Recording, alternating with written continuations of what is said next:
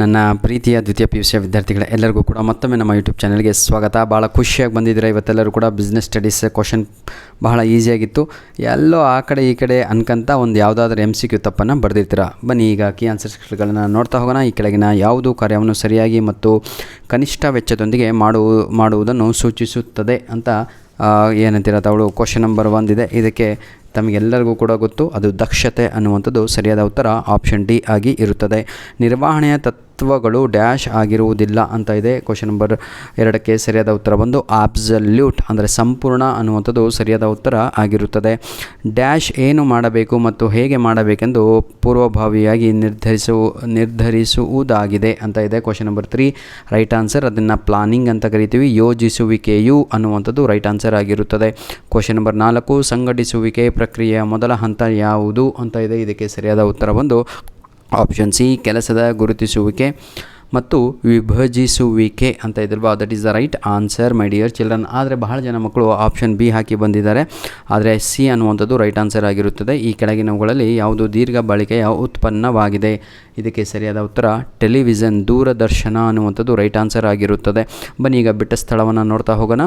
Gang ಪ್ಲಾಂಗ್ನು dash ಸಂದರ್ಭದಲ್ಲಿ ಬಳಸಲಾಗುತ್ತದೆ ಅಂತ ಒಂದು ಪ್ರಶ್ನೆಯನ್ನು ಕೇಳಿದರು. ಇದಕ್ಕೆ ಸರಿಯಾದ ಉತ್ತರ ಎಮರ್ಜೆನ್ಸಿ ಅನ್ನುವಂಥದ್ದು ರೈಟ್ ಆನ್ಸರ್ ಆಗಿರುತ್ತದೆ. ತುರ್ತು ಪರಿಸ್ಥಿತಿ ಅಂತ ಕನ್ನಡದಲ್ಲಿ ನಾವು ಅದನ್ನು ಹೇಳ್ಬೋದು. ಕ್ವಶನ್ ನಂಬರ್ 7 ಡ್ಯಾಶ್ ನಿರ್ದಿಷ್ಟ ಹೇಳಿಕೆಗಳಾಗಿದ್ದು ಏನನ್ನು ಮಾಡಬೇಕೆಂದು ತಿಳಿಸುತ್ತದೆ ಅಂತ ಇದೆ. ಅದು ನಿಯಮಗಳು ಅನ್ನುವಂಥದ್ದು ಸರಿಯಾದ ಉತ್ತರ ರೂಲ್ಸ್, ಹೌದಲ್ವಾ. 8ನೆಯ ಪ್ರಶ್ನೆ ಡ್ಯಾಶ್ ನೌಕರರಿಗೆ ವೇತನ ಸಂಬಳಕ್ಕಿಂತ ಹೆಚ್ಚುವರಿಯಾಗಿ ನೀಡುವ ಉತ್ತೇಜಕವಾಗಿದೆ. ಕ್ವಶನ್ ನಂಬರ್ 8 ಇದಕ್ಕೆ ಸರಿಯಾದ ಉತ್ತರ ಬಂದು ಬೋನಸ್ ಅಂತ, ಇದನ್ನು ನಾವು ಈ ಕನ್ನಡದಲ್ಲೂ ಬೋನಸ್ ಅಂತ ಕರೆಯುತ್ತೇವೆ. ಕ್ವಶನ್ ನಂಬರ್ 9 ಒಟ್ಟಾರೆ ಬಂಡವಾಳದಲ್ಲಿ ಸಾಲದ ಪ್ರಮಾಣವನ್ನು ಡ್ಯಾಶ್ ಎಂದು ಕರೆಯುತ್ತಾರೆ ಅಂತ ಇದೆ. 9ನೆಯ ಪ್ರಶ್ನೆಗೆ ಸರಿಯಾದ ಉತ್ತರ ಬಂದು ಫೈನಾನ್ಷಿಯಲ್ ಲೆವರೇಜ್ ಅಂತ ಕರಿತೀವಿ, ಅಂದರೆ ಹಣಕಾಸಿನ ಸಾಮರ್ಥ್ಯ ಅಂತ ಕರೆಯುತ್ತೇವೆ. ಲಾಸ್ಟ್ ಡ್ಯಾಶ್ ಪಾವತಿಸಲ್ಪಡದ ರೂಪದ ಸಂವಹನವಾಗಿದೆ ಅಂತ ಇದೆ. ಅದು ಪಬ್ಲಿಸಿಟಿ ಅಂದರೆ ಪ್ರಚಾರ ಅನ್ನುವಂಥದ್ದು ರೈಟ್ ಆನ್ಸರ್ ಆಗಿರುತ್ತದೆ. ಬನ್ನಿ ವಿದ್ಯಾರ್ಥಿಗಳ ಈಗ ನಾವು ಹೊಂದಿಸಿ ಬರೆಯಿರಿಯನ್ನು ನೋಡೋಣ. ನಿಜವಾಗಿಯೂ ಈಸಿ ಕ್ವಶನ್ ಪೇಪರ್ ಕಣ್ರಿ. ಮಕ್ಕಳು ಖುಷಿಯಾಗಿ ಬಂದ್ರಲ್ಲ, ಅದೇ ಎಷ್ಟೋ ಜನ ಅಡಿಷ್ನಲ್ ಇಸ್ಕೊಂಡು ಬರೆದ್ರು ಕಣ್ರಿ. First time I have seen. ಇದು ಬಡ್ಡಿ ದರ ಅಂತ ಇದೆ. ಇದಕ್ಕೆ ಸರಿಯಾದ ಉತ್ತರ ಬಂದು ಆರ್ಥಿಕ ಪರಿಸರ ಅಂತ. ವಿಭಾಗೀಯ ರಚನೆ ಅಂತ ಇದೆ. ಇದಕ್ಕೆ ಸರಿಯಾದ ಉತ್ತರ ಪ್ರಾಡಕ್ಟ್ ಸ್ಪೆಸಿಫಿಕೇಷನ್, ಉತ್ಪನ್ನದ ವೈಶಿಷ್ಟ್ಯತೆ ಅಂತ. ವೈಶಿಷ್ಟ್ಯತೆ. ಕಾರ್ಯ ಆವರ್ತನ ಅಂತ ಇದೆ. Option question number C job rotation ಅಂತ ಇದಲ್ವ, ಅದಕ್ಕೆ ಕಾರ್ಯ ಆವರ್ತನ ಅಂತ ಇದೆ. ಕಾರ್ಯ ಆವರ್ತನ ಅಂತ ಹೇಳಿದರೆ ಆನ್ ದಿ ಜಾಬ್ ಟ್ರೈನಿಂಗ್ ಅಂತ, ಅಂದರೆ ಕಾರ್ಯನಿರತ ತರಬೇತಿ ಅಂತ. ನಿಯಂತ್ರಿಸುವಿಕೆ ಅಂತ ಇದೆ. ಕ್ವಶನ್ ನಂಬರ್ 4 ಇದಕ್ಕೆ ಸರಿಯಾದ ಉತ್ತರ ಬಂದು ಮ್ಯಾನೇಜ್ಮೆಂಟ್ ಫಂಕ್ಷನ್ ಅನ್ನುವಂಥದ್ದು ರೈಟ್ ಆನ್ಸರ್ ಆಗಿರುತ್ತದೆ.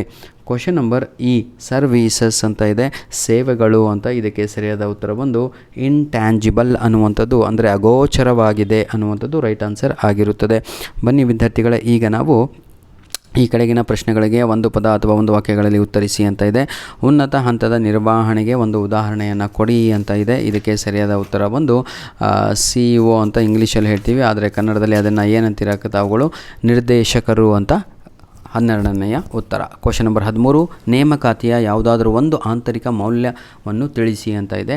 ಇದನ್ನು ನಾವು ವರ್ಗಾವಣೆ ಅಂತ ಕರೆಯುತ್ತೇವೆ, ಆಯಿತಾ. 14ನೆಯ ಪ್ರಶ್ನೆ ನಿರ್ದೇಶಿಸುವಿಕೆ ಎಂದರೇನು ಅಂತ ಇದೆ. ಅಂದರೆ ತಮ್ಮ ಮೇಲ್ವಿಚಾರಣೆ ಆಗಿರ್ಬೋದು, ಪ್ರೇರಣೆ ಆಗಿರ್ಬೋದು, ನಾಯಕತ್ವ ಆಗಿರ್ಬೋದು ಅಥವಾ ಸಂವಹನ ಆಗಿರ್ಬೋದು, ಎಲ್ಲವೂ ಕೂಡ ಇದು ಒಳಗೊಂಡಿರುತ್ತದೆ. ಕ್ವಶನ್ ನಂಬರ್ 15 ಪರಾಗ್ ಕಂಪನಿಯು 40% ನಿಧಿಯನ್ನು ಸಾಲ ಪತ್ರಗಳ ಮೂಲಕ ಹೊಂದಲು ನಿರ್ಣಯಿಸಿದೆ. ಇದು ಹಣಕಾಸಿನ ಯಾವ ನಿರ್ಣಯವಾಗಿದೆ ಅಂತ ಇದೆ. ಇದನ್ನು ನಾವು ಫೈನಾನ್ಸಿಂಗ್ ಡಿಸಿಷನ್ ಅಂತ ಕರಿತೀವಿ. ಹಣಕಾಸು ನಿರ್ಣಯ ಅನ್ನುವಂಥದ್ದೇ ಸರಿಯಾದ ಉತ್ತರ ಆಗಿರುತ್ತದೆ. ಕ್ವಶನ್ ನಂಬರ್ 16 ಬಳಕೆದಾರರ ರಕ್ಷಣಾ ಕಾಯ್ದೆಯಡಿಯಲ್ಲಿ ಇರುವ ಯಾವುದಾದರೊಂದು ಪರಿಹಾರ ಸಂಸ್ಥೆಯನ್ನು ಹೆಸರಿಸಿ ಅಂತ ಇದೆ. ಇದನ್ನು ನಾವು ಜಿಲ್ಲಾ ಆಯೋಗ ಅಂತ ಕರೆಯುತ್ತೇವೆ. ಧನ್ಯವಾದಗಳು. ನಿಮ್ಮ ಪ್ರೀತಿ ವಿಶ್ವಾಸ ಸದಾ ಹೀಗಿರಲಿ ಮಕ್ಕಳೇ. God bless you all. ಇದೇ ರೀತಿಯಾಗಿ ಎಕನಾಮಿಕ್ಸ್ ಎಕ್ಸಾಮ್ ಕೂಡ ಚೆನ್ನಾಗಿ ಬರೀರಿ, ಚೆನ್ನಾಗಿ ರೆಡಿಯಾಗಿ ಹಾಗೂ ಚೆನ್ನಾಗಿ ಓದಿ ಅಂತ ಹೇಳ್ತಾ ವಿಡಿಯೋನ ಇಲ್ಲಿಗೆ ಮುಗಿಸ್ತಾ ಇದ್ದೇವೆ. ಧನ್ಯವಾದಗಳು. All the best. ಏನಾದರೂ ತೊಂದರೆ ಇದ್ದಲ್ಲಿ, ಏನಾದರೂ ತಮಗೆ ಪ್ರಾಬ್ಲಮ್ ಇದ್ದಲ್ಲಿ ತಾವುಗಳು ಕಮೆಂಟ್ ಮುಖಾಂತರ ಅಥವಾ ನಮ್ಮ ಮೇಲ್ ID ಮುಖಾಂತರ ನಮಗೆ ಸಂಪರ್ಕವನ್ನು ಬಳಸಬಹುದು. ಧನ್ಯವಾದಗಳು.